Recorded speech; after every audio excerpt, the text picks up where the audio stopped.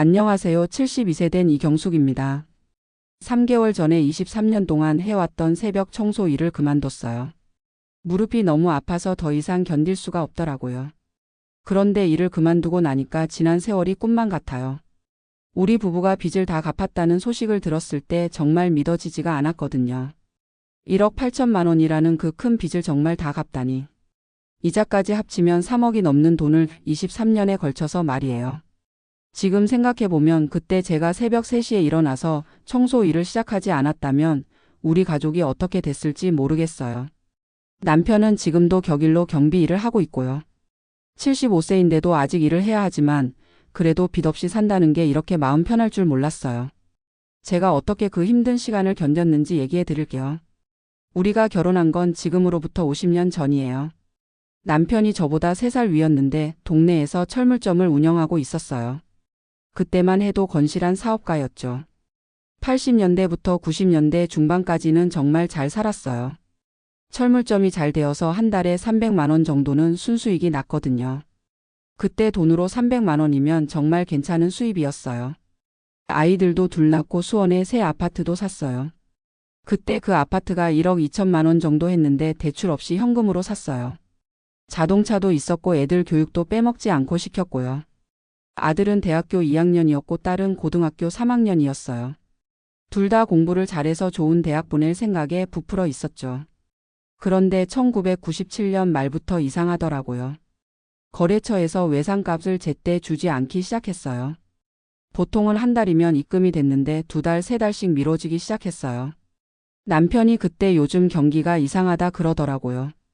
그런데 정말 심각한 건 1998년 봄에 일어났어요. 3월 어느 날이었는데 날씨가 참 쌀쌀했어요. 남편이 철물점에서 전화가 왔는데 목소리가 이상하더라고요. 여보 가게로 좀 와봐 그러는데 목소리가 떨리는 거예요. 가게에 가보니까 거래처 사장이 와 있었어요. 그 사람 얼굴이 새하얗더라고요. 사장님 죄송합니다. 우리 회사가 부도났습니다. 그 순간 머리가 하얘졌어요. 그 거래처가 저희한테 외상값으로 1억 2천만 원을 줘야 하는 상황이었거든요. 게다가 다른 거래처들도 줄줄이 부도가 나기 시작했어요. 결국 우리가 받아야 할 돈만 1억 5천만 원이 넘었는데 받을 길이 없어진 거예요. 그런데 우리는 또 자재 업체들한테 3천만 원 정도 빚이 있었어요. 남편이 며칠 동안 말을 못 하더라고요. 밥도 제대로 못 먹고 계속 멍하니 있었어요. 저도 어떻게 해야 할지 모르겠더라고요. 그때가 IMF라고 해서 나라 전체가 난리였잖아요. 뉴스에서는 매일 기업들이 망한다는 소식만 나오고 금 모으기 운동까지 했을 정도였으니까요. 친척들한테 상의도 해봤지만 다들 자기 일로 바빴어요. 형님들도 참 안 됐다 그러면서도 실질적인 도움은 줄 수 없다고 하시더라고요. 3개월 동안 정말 고민 많이 했어요. 개인회생을 신청할까도 생각해봤고 아예 다른 곳으로 이사를 갈까도 생각해봤어요. 그런데 애들 교육은 어떻게 할 거냐, 신용불량자가 되면 어떻게 살 거냐. 남편은 개인회생하자 그랬어요. 이런 큰 빚을 언제 다 갚나. 나이도 벌써 50에 가까운데. 그런데 저는 그게 싫었어요. 빚을 안 갚고 법적으로 털어버리는 게 찜찜했거든요. 부모님이 빚은 반드시 갚아야 한다 그렇게 가르치셨거든요. 그리고 애들한테도 떳떳하지 않을 것 같았어요. 결국 제가 남편을 설득했어요. 3년만 해보자. 3년 해보고 정말 안 되면 그때 개인회생하자. 그런데 문제는 당장 생활비였어요. 아파트는 팔아야 했고 그 대신 전세로 들어갔어요. 전세 보증금이 5천만 원이었는데 그 차액으로 빚을 조금 갚았어요. 그래도 여전히 1억 8천만 원이 남았고 거기에 이자까지. 월 이자만 한 달에 30만 원 가까이 나왔어요. 남편은 일자리를 찾아다녔지만 쉽지 않았어요. 50 가까운 나이에 고등학교 졸업이 전부인 사람을 어디서 써주겠어요. 그래서 제가 나섰어요. 동네에서 청소 일 한다는 얘기를 들었거든요. 새벽에 오피스텔이나 사무실 청소하는 일이었어요. 처음에는 남편이 반대했어요. 당신이 왜 그런 일을 하냐고. 그런데 저는 결심했어요. 설거지든 빨래든 청소든 뭐든 할 수 있는 일은 다 하겠다. 1999년 3월부터 새벽 청소 일을 시작했어요. 그때 제 나이가 47세였어요. 새벽 3시에 일어나야 했어요. 처음에는 정말 힘들었어요. 머리가 핑핑 돌고 몸이 말을 안 듣더라고요. 청소업체에서 저희 집 근처 오피스텔 3개 동을 맡아줬어요. 새벽 3시부터 8시까지 5시간 동안 복도랑 계단 청소하는 일이었어요. 월급은 90만 원이었어요.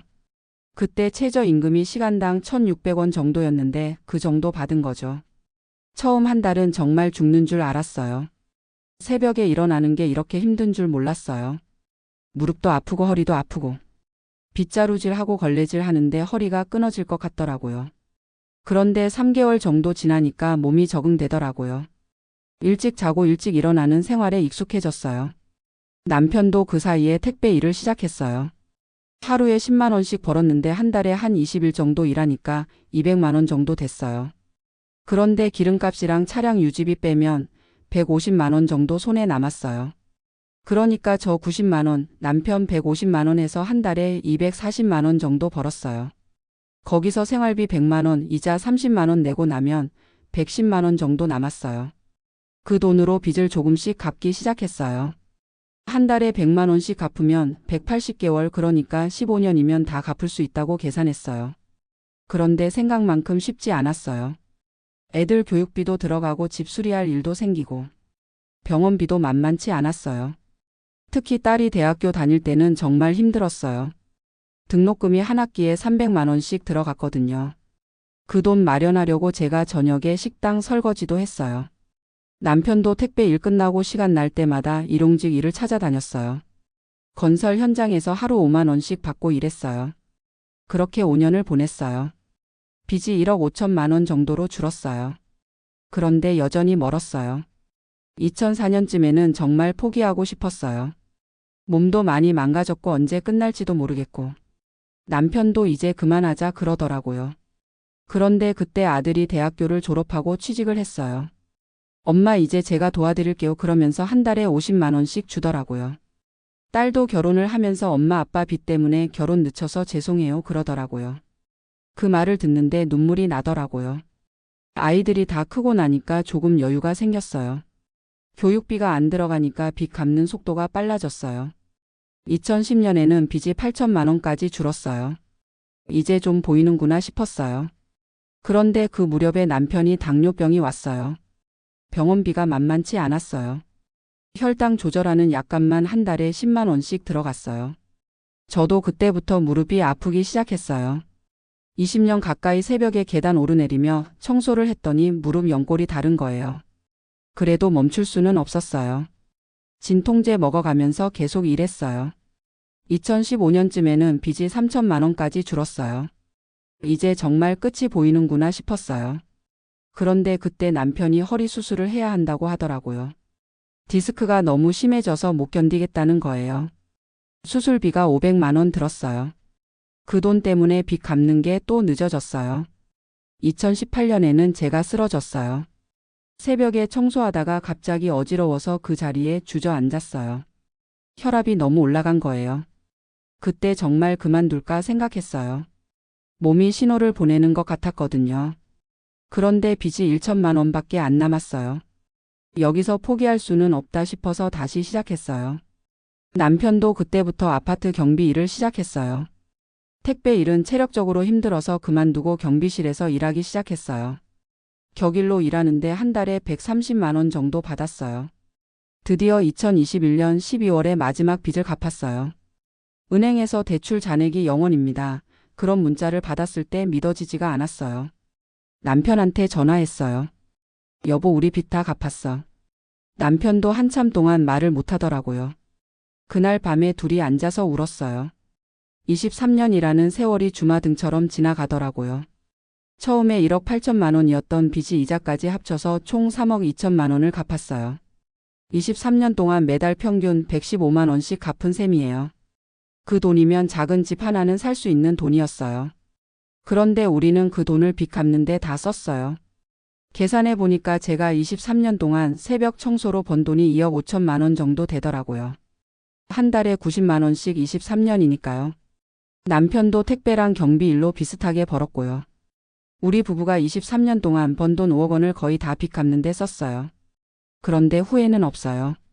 빚 없이 산다는 게 이렇게 마음 편할 줄 몰랐어요. 지금 우리 통장에는 2,500만 원 정도 있어요. 집은 전세지만 빚은 없어요. 남편이 계속 경비 일을 하고 있고 국민연금이랑 기초연금도 나와요. 한 달에 들어오는 돈이 260만 원 정도 되고 나가는 돈이 180만 원 정도 되니까 80만 원씩 모을 수 있어요. 이제는 정말 여유가 생겼어요. 가끔 외식도 하고 시장에서 좋은 고기도 사 먹어요. 제가 3개월 전에 청소 일을 그만둔 이유는 무릎 때문이에요. 23년 동안 계단을 오르내렸더니 무릎 연골이 많이 닳았어요. 관절염 주사를 맞아도 아파서 더 이상 일할 수가 없더라고요. 그런데 아쉽지는 않아요. 할 일은 다 했다는 생각이 들어요. 이제 와서 생각해 보니까 그 23년이 헛되지 않았어요. 새벽에 일어나는 습관 때문에 건강해졌어요. 일찍 자고 일찍 일어나니까 몸의 리듬이 좋아졌어요. 그리고 일하는 사람들의 마음을 알게 됐어요. 예전에는 청소하는 사람들을 대수롭지 않게 생각했는데 직접 해보니까 정말 힘든 일이더라고요. 청소 동료들도 좋은 사람들이 많았어요. 다들 저처럼 어려운 사정이 있는 사람들이었는데 서로 도우면서 지냈어요. 김 언니라고 있었는데 남편이 중풍 걸려서 15년 동안 청소 일을 했어요. 박 언니는 손자 뒷바라지 때문에 일했고요. 다들 자기만의 사연이 있었지만 불평하지 않고 묵묵히 일했어요. 그 사람들 덕분에 제가 버틸 수 있었어요. 지금도 가끔 만나서 수다 떨어요. 경수가 너 빚 다 갚고 잘 살고 있다면서? 그러면서 축하해 주세요. 빌딩 관리사무소 사람들도 저를 좋게 봐주셨어요. 20년 넘게 한자리에서 일하다 보니까 정이 들었나 봐요. 그만둘 때 언니 수고 많으셨어요. 그러면서 꽃다발도 주더라고요. 사실 새벽 청소 일이 남들이 보기에는 힘들고 천한 일일 수도 있어요. 그런데 저에게는 가족을 지키는 소중한 일이었어요.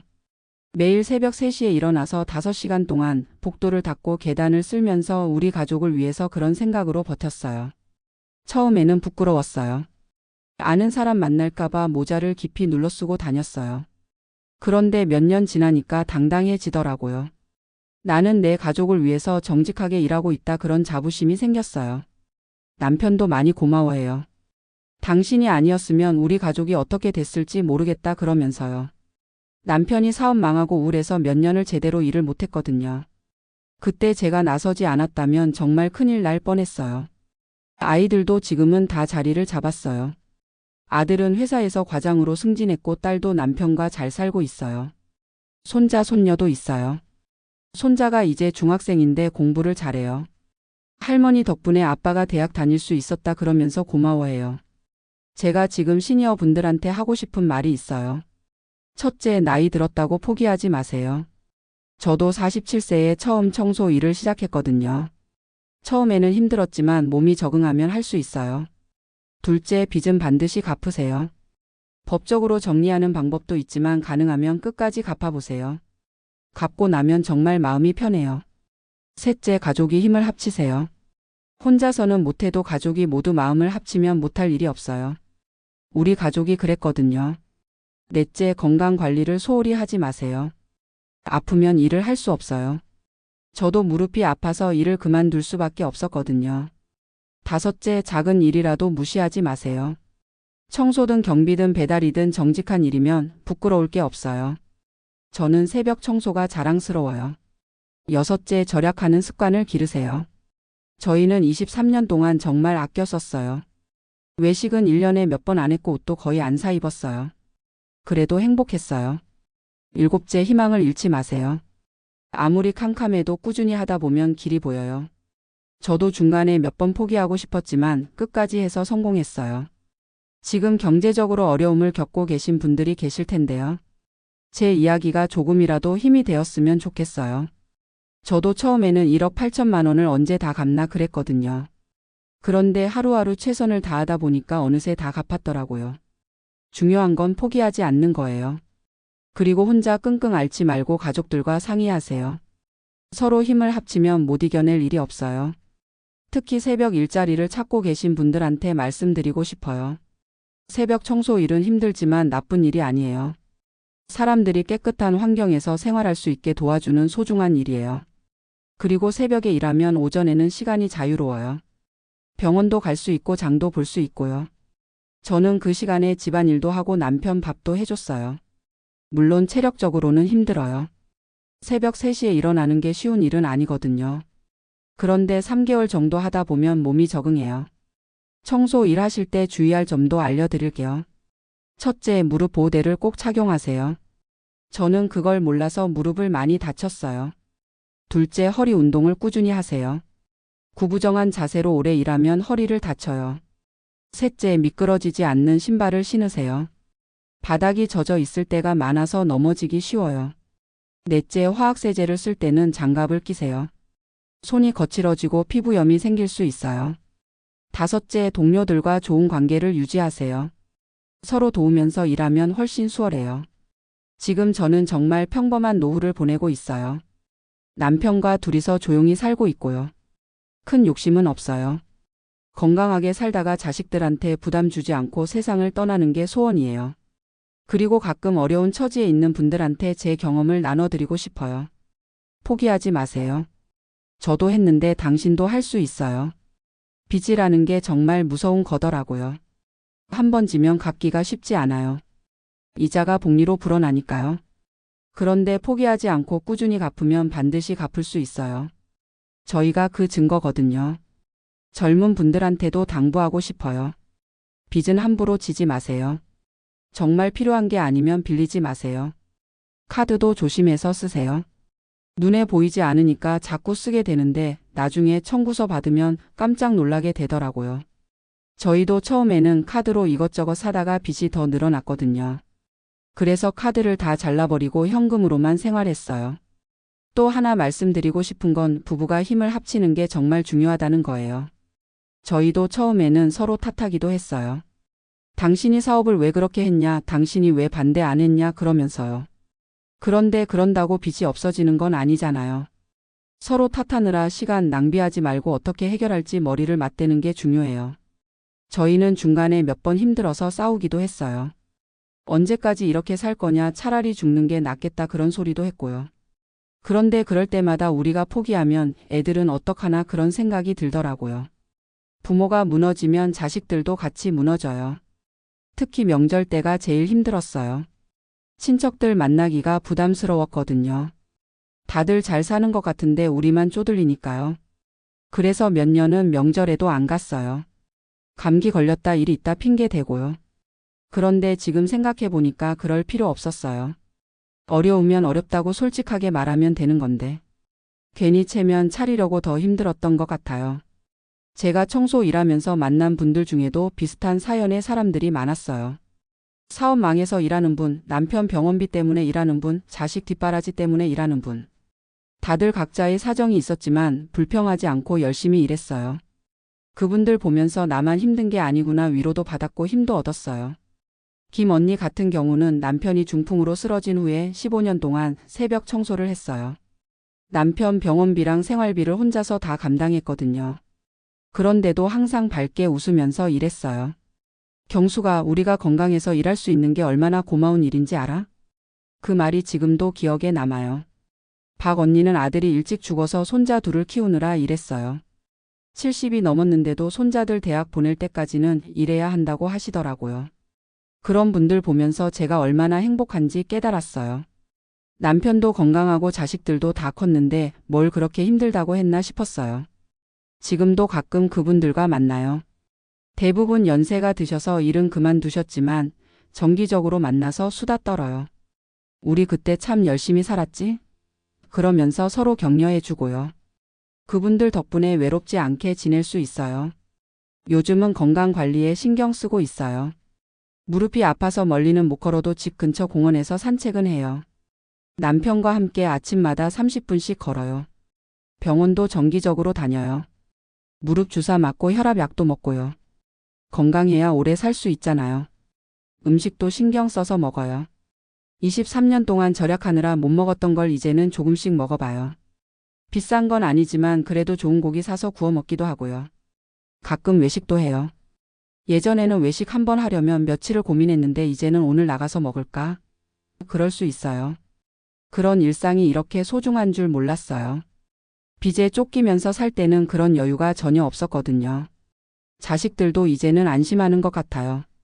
엄마 아빠 이제 고생 그만하시고 편하게 사세요 그러면서 가끔 용돈도 줘요. 그런데 저는 받지 않아요. 너희도 살기 힘든데 부모 돈까지 대지 마라. 우리는 우리가 알아서 산다. 정말 다행인 건 자식들이 다 잘 자란 거예요. 그 힘든 시기를 거치면서도 비뚤어지지 않고 착하게 자랐어요. 아들은 엄마가 새벽에 일하는 모습을 보면서 열심히 살아야겠다고 다짐했다고 해요. 딸도 엄마 아빠 덕분에 인내하는 법을 배웠다고 하고요. 그 말들을 들으면서 그래 우리가 헛고생한 게 아니구나 싶어요. 자식들한테 좋은 교육을 해준 셈이죠. 지금 이 시대 젊은 부모들한테도 말해주고 싶어요. 아이들 앞에서 너무 힘들다고 하지 마세요. 물론 어려우면 어렵다고 말해야 하지만 절망적으로 말하지는 마세요.